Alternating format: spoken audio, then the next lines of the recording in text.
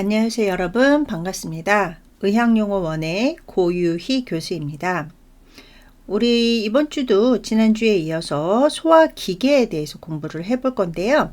우리 지난주에 공부했던 거 잠깐 복습을 하자면 소화기계의 구조, 그 다음에 소화기계의 주요 기능에 대해서 살펴봤어요. 우리 소화기계라는 거는 구강에서부터, 그러니까 오랄 캐비티부터 항문 에이누스까지의 그 관, 덕트에 부속 기관이 플러스 된 거다. 그래서 부속 기관은 리버, 간이 있었고요. 갈블레더, 담낭이 있었고, 판크레아스, 췌장이 있었습니다. 자, 그리고 우리 치아. 우리 치아는 그 전니, 그 디시듀어스 투스라고 해갖고 20개의 전니를 살펴봤고, 그 다음에 이제 영구치 퍼머넌트 투스라고 해서 큰 어금니가 추가가 돼서 32개의 치아 살펴봤고, 치아를 구성하는 그 의학용어 살펴봤었습니다. 자, 그 다음에 이제 우리 소화 효소를 분비하는 침샘에 대해서 살펴봤었고요. 그래서 그 입에서 탄수화물을 이제 분해시킬 수 있는 효소 이런 것들이 나왔고, 간이나 췌장에서는 단백질이나 지방의 소화 효소가 분비되는 것을 살펴볼 수 있었고요. 자, 그 다음에 우리 소장, 스몰 인테스틴 같은 경우는 디오데넘 12지 장에서부터 제주는 빈 창자 또는 공장이라고 했었죠. 자, 그 다음에 일레움 회장, 그래서 돈다라고 해서 돌창자라는 단어를 사용을 했었습니다. 그리고 대장, 라지 인테스틴 살펴봤고요. 자, 그 다음에 이제 그 증상 용어 살펴봤었거든요. 그래서 이어서 그 증상 용어로는 우리 그 소화기계에서 안 빠지는 것 중에 하나가 컨스티페이션이죠. 그래서 컨스티페이션, 변비. 그래서 변비 같은 경우는 대장의 그 페리스탈시스, 연동 운동이 저하돼서 원활하게 배변 운동을 하지 못하는 이런 이제 질환의 하나죠. 그래서 변비 같은 경우는 보통 기준이 일주일에 2번 이하, 여기 보시면 일주일에 2번 미만의 그 배변을 하거나 아니면은 배변 시에 굳은 딱딱한 변이 나오거나 아니면 이제 출혈이 동반된 이런 경우를 변비로 진단한다 이렇게 되어 있었습니다. 자, 그러면 변비는 컨스티페이션이라는 단어를 썼고요.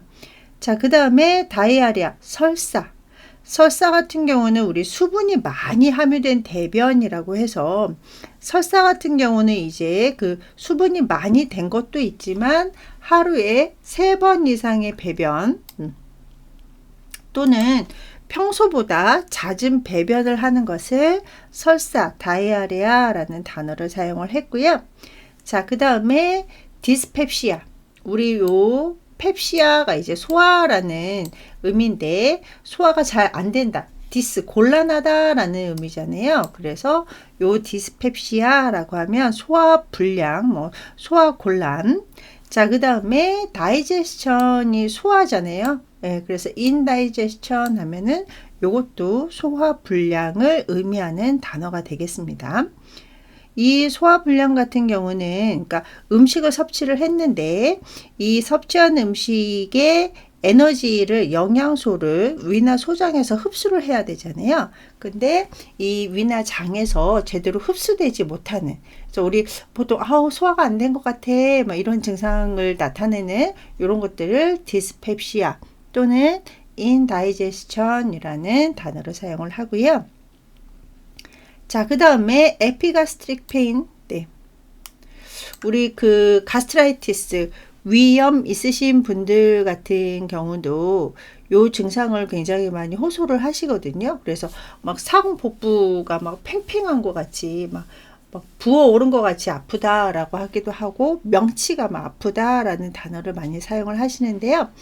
요 그 가스트라이티스, 위염 있을 때 요 피라는 말이 위쪽이라는 뜻이잖아요. 가스트릭 위쪽 상복부에 통증을 유발을 하게 됩니다. 그래서 뭐 공복시 통증이라든지 식후에 바로 막 위 상복부가 막 그 터지는 것 같은 느낌, 이런 것들을 다 에피가스트릭 페인이라는 단어를 사용을 하고요.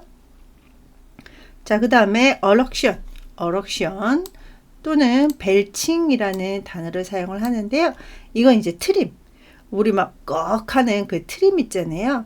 이 트림 같은 경우는 보통 이제 위 속에 가스라든지 식도를 지나 가지고, 이 가스가 이제 식도를 지나서 구강을 통해서 나오는 요런 소리를 우리가 이제 뭐 트림 뭐 이런 단어를 많이 쓰는데, 이 어럭션이라는 그 단어가 원래가 분출이라는 단어예요. 그래서 이제 가스가 이제 위로 올라와서 분출이 되기 때문에 어럭션 또는 벨칭이라는 단어가 트림이라는 단어입니다. 자, 그 다음에 여기 그림 이제 컨스티페이션에 대해서 이렇게 잠깐 나와 있는데, 우리가 보통 이제 우리가 여기가 이제 창자였죠. 그죠? 창자에서, 맹장에서 상행결장, 횡행결장, 하행결장, S쌍결장, 직장, 이렇게 지나가는 시간 동안 이렇게 너무 많은 시간을 지체를 하게 되면, 이렇게 너무 많은 시간을 지나면 이 대장이 하는 기능 중에 하나가 그 대장 안에 있는 그 배설물로부터 수분을 흡수하는 이런 기능을 갖고 있거든요. 그러다 보니까 대장에 그 배설물이 있는 시간이 길면 길수록 변은 딱딱하게 되고 연동 운동도 잘 되지 않고, 그죠? 예, 그리고 배변을 할 때 굉장히 좀 어려움을 많이 호소를 하게 돼요. 그래서 우리가 변비 있을 때 다들 아시다시피 식이섬유하고 수분 섭취를 충분하게 해라라는 이유 중에 하나가 식이섬유를 통해서 연동운동이 빨리 잘 이루어질 수 있게, 그리고 수분이 빠져나가는 것만큼 배변에 좀 남아있을 수 있도록 수분 섭취를 잘 해줄 수 있어야 됩니다. 자, 그 다음에 이어서 증상용어 보시면 플라투스라고 해가지고 우리 방귀, 플라투스. 그래서 요 플라투스라는 원래 단어는 이제 부풀어 있다. 뭐 그래서 이제 뭐 이렇게 가스가 막 이렇게 차 있는 요런 상태인데, 요 가스가 이제 차서 부풀어 있는 상태에서 항문을 통해서 배출하는 이런 것들을 플라투스 라는 단어를 사용을 합니다. 그러니까 우리가 트림 같은 경우는 이제 식도를 지나서 구강을 통해서 트림하는 것은 벨칭, 뭐 얼럭션이라는 단어를 쓰고요. 밑으로 항문을 통해서 가스가 나오는 것은 플라투스, 방귀라는 단어를 사용을 하고요. 자, 그 다음에 이제 헬리토시스라고 해가지고 우리 입냄새 또는 구취라고 하죠. 그래서 입냄새가 나는 원인은 굉장히 많은데요. 우리 입안 청결만 안 해도, 그래서 구강의 청소 불량이라던가, 아니면은 충치라던가, 아니면은 위장관 계통의 병변, 질병으로 인해 가지고 입안에서 풍기는 불쾌한 냄새를 할리투스, 구취라는 단어를 씁니다. 그러니까 이 구취 같은 경우는 정확한 원인을 감별 진단을 해서 치료를 할 수 있어야 되겠죠. 자, 그 다음에 헤마테메시스. 헤마토가 이제 혈액이라는 뜻이잖아요. 그래서 헤마테메시스를 이제 토혈이라고 하는데요. 우리가 여기 주위에도 나와 있다시피 헤마테메시스하고 헤모프티시스하고는 구분을 하실 수 있어야 됩니다. 그래서 헤마테메시스 같은 경우는 소화기계 질환에 문제가 있어서, 그래서 위나 십이지장 같은 소화기관 내에 출혈이 발생을 해서 이거를 구강으로 뱉어내는, 그러니까 구강으로 뱉어내는 거는 두 개가 똑같거든요. 근데 소화기관에 출혈이 있다 보니까 헤마테메시스 같은 경우는 음식물이라든지 이런 거하고 같이 토하는, 혈액을 토하는 이런 증상을 헤마테메시스라고 하고요. 헤모프티시스 같은 경우는요, 기관지나 폐, 그러니까 호흡기계의 출혈로 인해서 똑같이 구강으로 뱉어내는데, 얘는 객당, 가래하고 더불어서 피를 토하는 증상을 헤모프티시스라고 하고요. 음식물하고 같이 혈액을 토하는 것은 헤마테메시스, 토혈이라고 합니다. 그러니까 이 두 가지는 그러니까 입으로 같이 피를 토하기는 하지만 그 포함되어 있는 내용물이 뭐냐에 따라서 간별 진단하실 수 있어야 되고요. 자, 그 다음에 하이퍼글라이세미아. 우리 이제 혈당이 너무 높은 것을 하이퍼글라이세미아라고 하겠죠. 그래서 혈액 속에 포도당 농도가 비정상적으로 증가하는 상태, 고혈당. 그럼 반대로 저혈당이 있겠죠. 저혈당은 하이포라는 단어를 사용을 해야 되겠죠. 그래서 하이포글라이세미아라는 단어를 사용할 수 있어야 되고요. 자, 그 다음에 밑에 보시면 하이포콜레스테롤레미아라고 해서 콜레스테롤 혈증. 예, 그래서 ME, 예, 그래서 혈증, 콜레스테롤이 이제 그 많이 이게 혈액 속에 그 비정상적으로 증가한 상태를 이 고콜레스테롤 혈증이라고 하는데, 얘도 마찬가지로 저콜레스테롤 혈증, 하이포라는 또 단어도 있겠죠. 그래서 우리가 사실 콜레스테롤 같은 경우는 뭐 토탈 콜레스테롤도 있고 HDL 콜레스테롤, LDL 콜레스테롤 뭐 이런 것들 앞으로 계속 배우실 텐데요.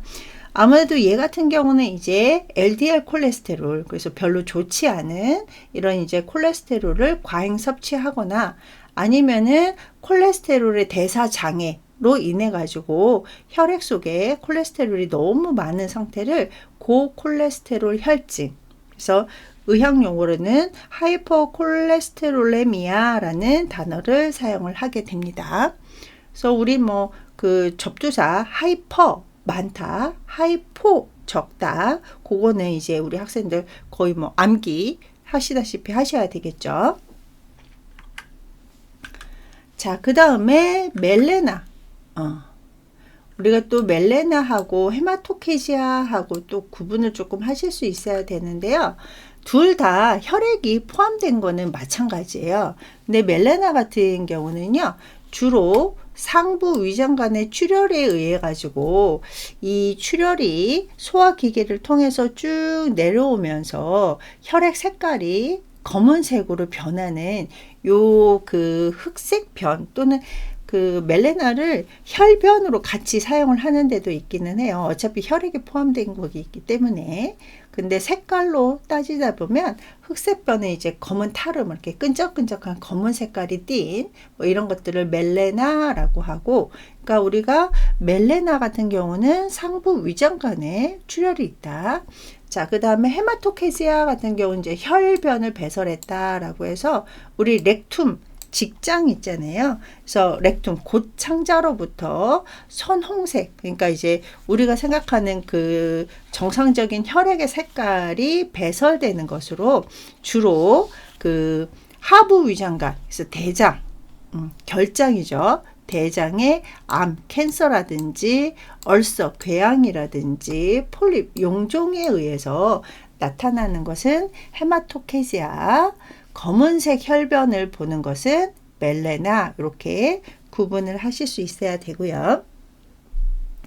자, 그 다음에 이제 너지아 같은 경우는 구역질, 그러니까 욕지기, 메스꺼움 뭐 이런 것들을 너지아라고 하는데요. 우리 뭐 임산부들 그 입덧하고 조금 비슷하다라고 생각하시면 돼요. 그래서 구토가 일어나기 전에 막 느껴지는 그 토할 것 같은 이런 불쾌한 감정을 너지아, 또 뭐 욕지기, 구역질이라는 단어를 쓰죠. 물론 이제 토한 구토는 이제 그 보미팅이라는 단어를 써요. 그래서 보미팅, 구토. 이거는 이제 그 몸 밖으로 소화물이 나온 거고요. 이 너지아 같은 경우는 감정이죠, 감정. 네. 그래서 좋지 못한 막 토할 것 같은 감정으로 이제 구분을 하실 수 있어야 되고요. 자, 그 다음에 스테아토레아라고 해가지고, 예, 지방 설사, 스테아토레아. 그래서 지방의 소화가 이렇게 우리 지방 같은 경우는 뭐 췌장이나 간에서 소화 효소를 분비를 해가지고 흡수가 된다라고 했었잖아요. 그런데 이런 지방의 소화라든지 흡수가 잘 되지 않다 보니까 그냥 지방이 그냥 다량으로 대변에 섞여서 나오는 이런 것들을 이제 스테아토레아라는 단어를 사용을 합니다. 자, 그 다음에 테네스무스라고 해가지고 약간 그 잔변감. 그래서 대변을 보고 나서도 왠지 막 남아있는 듯한 느낌. 그러면서 이제 다시 막 대변을 봐야 될 것 같은 느낌. 이런 것들을 테네스무스라는 단어를 사용을 하는데요. 뭐 이 테네스무스를 그냥 잔변감이라고도 하고요. 뭐 뒤무직이라고 해서 남아있는 이런 문제 그런 약간 묵뚝한 그런 불쾌한 이것도 이제 그 감정인 거죠. 잔변감. 네. 그래서 이런 테네스무스라는 단어도 있었습니다. 그래서 우리 소화기계에서 나타나는 증상 용어는 굉장히 많다 보니까 우리 학생들 조금 정리를 해가지고 쭉 공부를 좀 하셨으면 좋겠고요. 자, 그럼 이제 진단 용어로 들어갈 건데요. 우리 진단 용어에서는 아무래도 염증이 주로 많이 있다 보니까 우리 inflammation, 뭐 infection, 감염 아니면 이제 감염은 이제 인펙션이 되는 거고 인플라메이션은 염증이라는 단어를 또 많이 쓰는데요.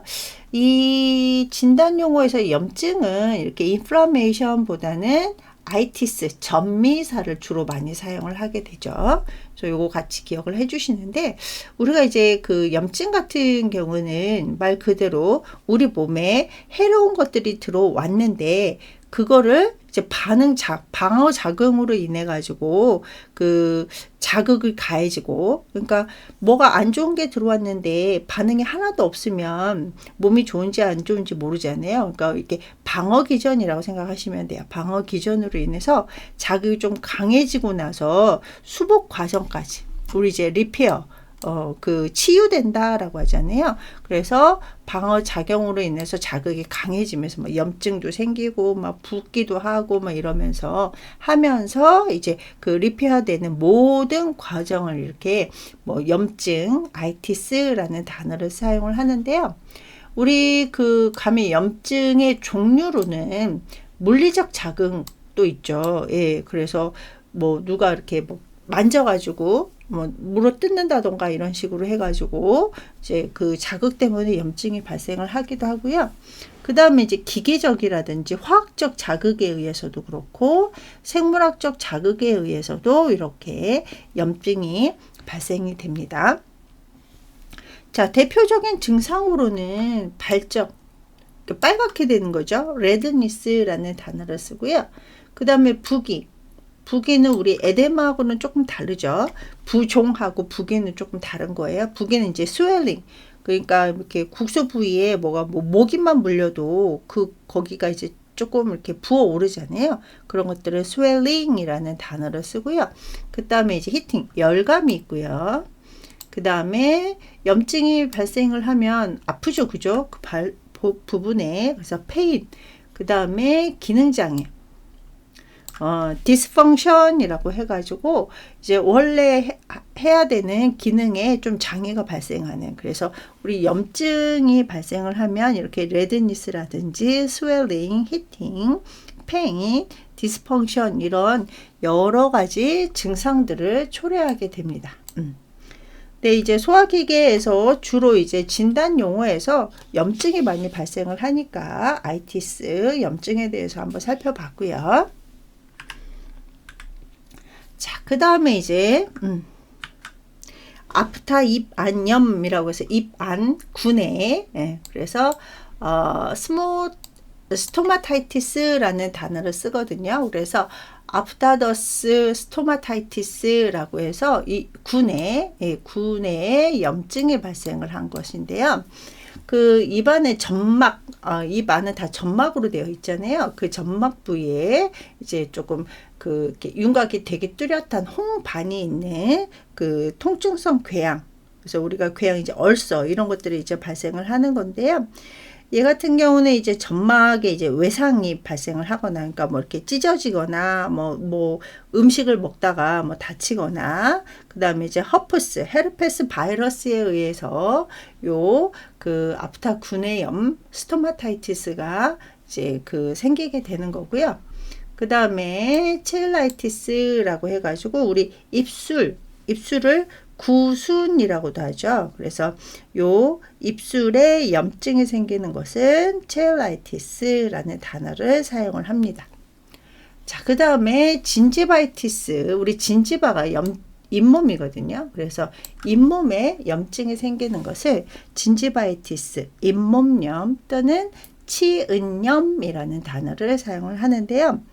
이 치은염 같은 경우는 이제 그냥 단순하게 염증이 생기기도 하고요. 얼서처럼 이렇게 쏙 이렇게 좀 파이듯이 이렇게 이제 생기는 것도 있고 부풀어 오르는 것도 있고요. 그래서 이 진지바이티스 같은 경우도 원인이 굉장히 많다.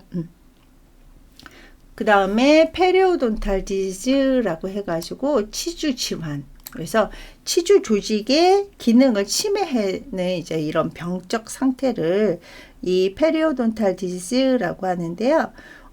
우리 앞에서 투스 살펴봤었잖아요. 거기에서 이제 발생을 하는 건데, 우리 그림을 조금 보자면, 일단은 여기 그 잇몸염, 여기 잇몸에 이렇게 염증이 발생한 것을 이렇게 부어오르고, 이런 것들을 확인을 하실 수가 있죠.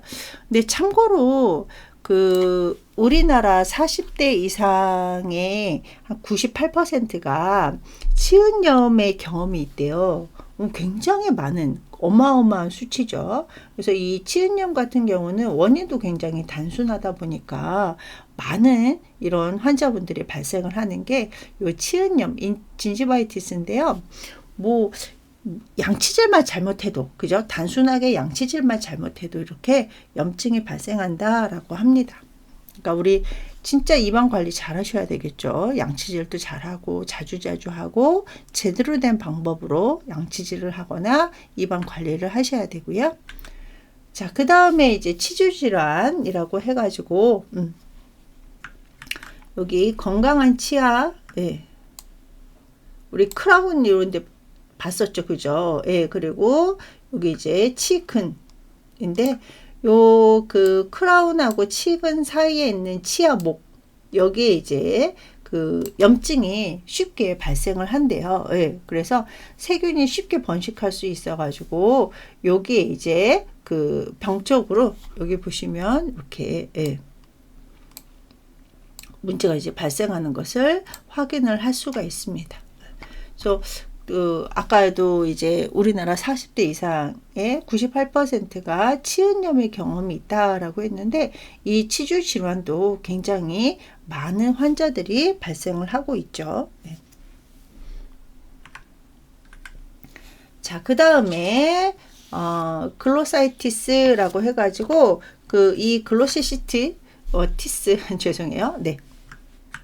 글로시티스라고 해서 혀에 염증이 생기는 것을 이제 설염 또는 혀의 염증, 혀염이라는 단어를 쓰고요.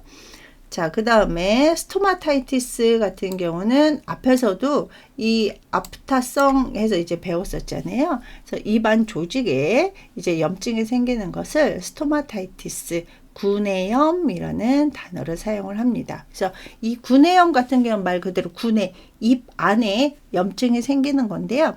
얘도 그 앞에 있는 치은염처럼 뭐 단순하게 생기기도 하고 궤양성 이렇게 푹 패이는 것처럼 생기기도 하고요. 자, 그 다음에 스러쉬. 스러쉬 같은 경우는 아구창이라는 단어를 사용을 하는데요.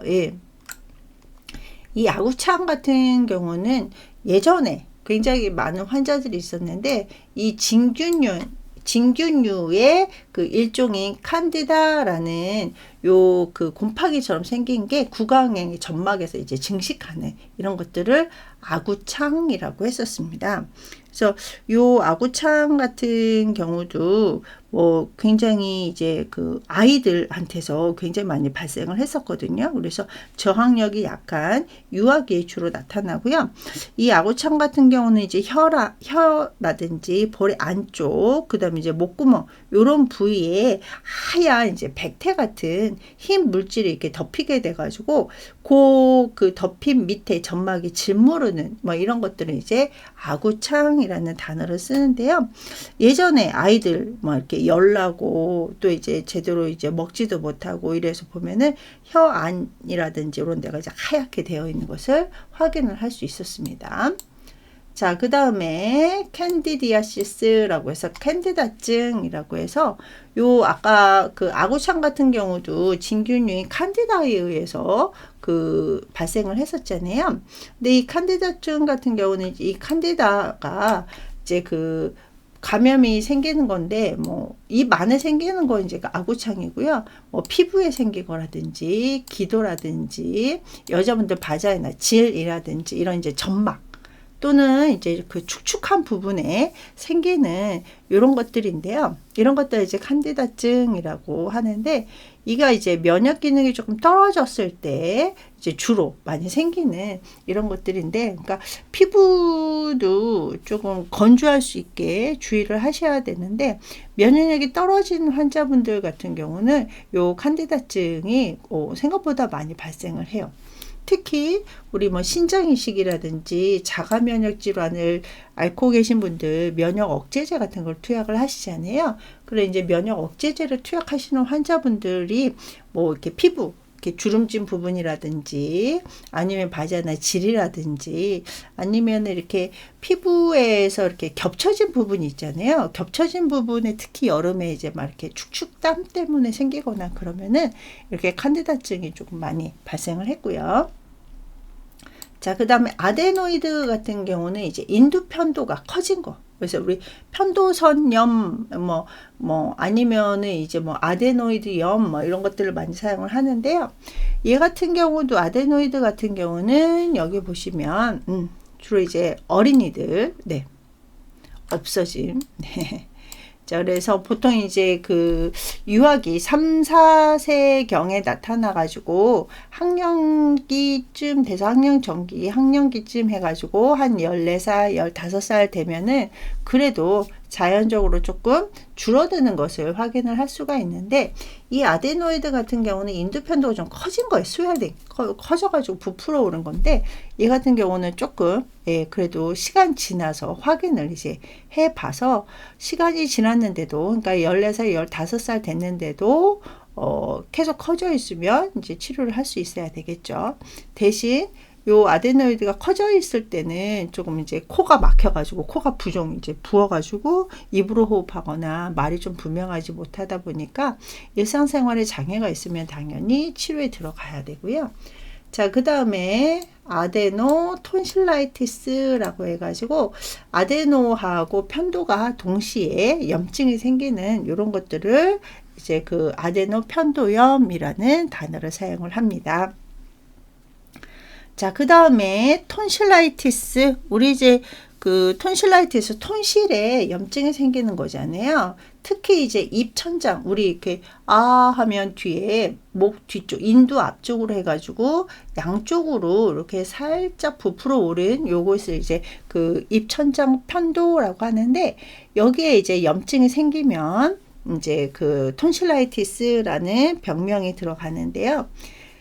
얘 같은 경우는 특히 이제 뭐 우리 감기 걸렸을 때도 목이 부었다 뭐 특히 이제 환절기 때 이럴 때 뭐 아니면 이제 너무 많이 과로를 하거나 이럴 때 생기는 건데요. 당연히 편도가 염증이 생겼으니까 뻘겋게 붓고 그 다음에 살짝 부어오르고 또 음식을 꿀꺽 우리 삼키기 어려운 이런 증상들이 나타나는데 이 편도염일 때는요 피버가 나타나고요. 뭐 38도 이상 나타나고 헤드액, 두통이 있고요. 그 다음에 목 부위에 림프절이 약간 부풀어 오른 비대를 이제 확인을 하실 수가 있습니다.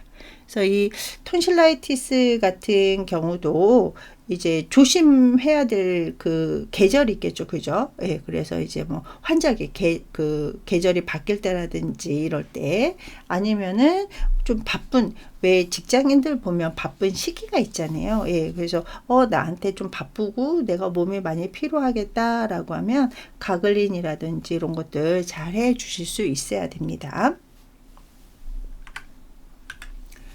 자, 그 다음에 이제 여기 보시면 압세스, 페리톤실라 압세스라고 해가지고 페리가 이제 주위 뭐 이런 뜻이잖아요. 그래서 톤실 주위에, 그러니까 편도 주위에 압세스, 농양이 발생을 한 것을 편도 주위 농양이라는 단어를 씁니다. 그래서 우리 편도염에서 더 심하게 통증이 동반된 거라고 생각을 하시면 되고, 압세스 이제 고름집이 생기는 거라고 생각하시면 되겠습니다.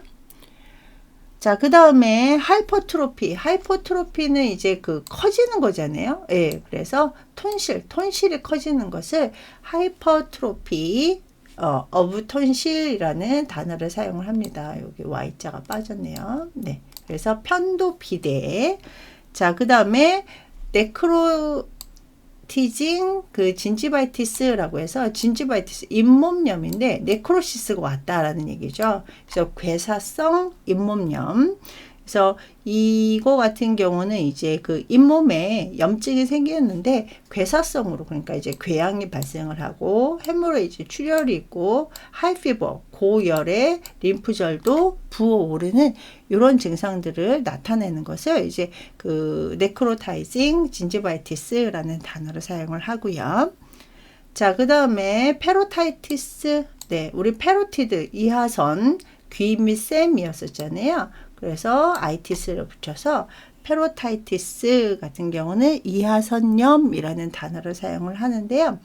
얘 같은 경우는 이제 밑에 멈프스, 볼거리, 그 다음에 콕사키 바이러스라든지 황색 포도규균을 포함한 세균에 의해서 일어나는 귀 밑에 있는 샘의 염증이 발생을 하는 것을 우리 귀 밑샘을 이하선, 그래서 페로타이티스라는 단어를 쓰고요. 자, 그 다음 이제 볼거리는 멈프스라는 단어를 사용을 하는데요. 이거는 이제 유행성 이하선염이라는 단어를 써요. 그래서 에피데믹이라는 게 이제 유행하다라는 뜻이거든요. 그래서 에피데믹 페로타이티스는 멈프스하고 같이 일어나는 건데요. 이제 주로 이제 소아에게서 나타난다. 우리 볼거리 있잖아요. 그죠? 이렇게 부어오르는 턱 밑으로 해가지고 부어오르는 이런 증상들을 요 멈프스라고 하는데, 얘 같은 경우는 이제 감염이 되죠. 그죠? 예, 그래서 감염성이다. 그래서 유행할 때는 이제 소아들에서 많이 같이 유행을 하게 되는 거고요. 얘 같은 경우는 잠복기가 18일에서 22일 굉장히 길다 보니까 감염이 그래서 멈프스 유행할 때는 소아들이 또 한꺼번에 또 멈프스가 있는 것 같아요. 그래도 다행히 요즘은 요 멈프스 환자분들이 많지가 않죠. 자, 그 다음에 침샘염이라고 해서 셀레바리 그랜드, 그래서 혀 밑에 염증이 생기는 것을 요 침샘염 타액선이라고 해서 시알러덴시스라는 단어를 사용을 하게 됩니다. 그래서 지금 이제 소아기계 시작을 해서 이제 증상 용어, 진단 용어까지 살펴봤습니다. 자, 그러면 잠깐 쉬었다가 2교시 시작하도록 할게요.